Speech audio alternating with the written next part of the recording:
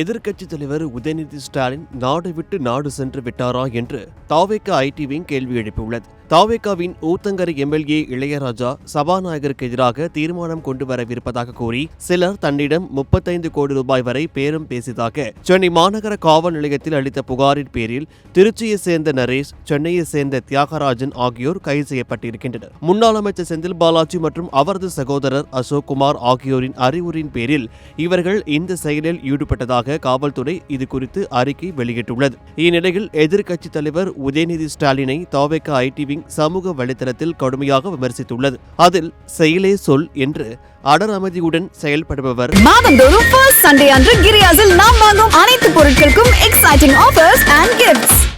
மக்கள் விரும்பும் முதல்வர் நம் வெற்றி தலைவர் மாண்புமிகு தமிழ்நாடு முதலமைச்சர் அவர்கள்.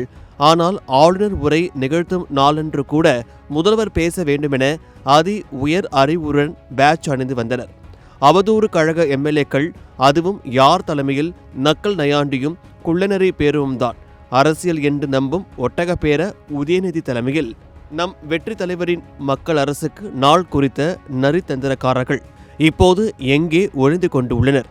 நானே முதல்வர் என்று கூசாமல் பேசிய நயவஞ்சக்காரர்கள் எங்கே ஒளிந்து கொண்டு உள்ளனர்? வாயை திறங்க என்று சொல்லி வன்பம் பொழிந்த உதயநிதி ஊரை விட்டு ஊர் இல்லை, நாடு விட்டு நாடா எங்கே போய் உறங்கிக் கொண்டு இருக்கிறார்?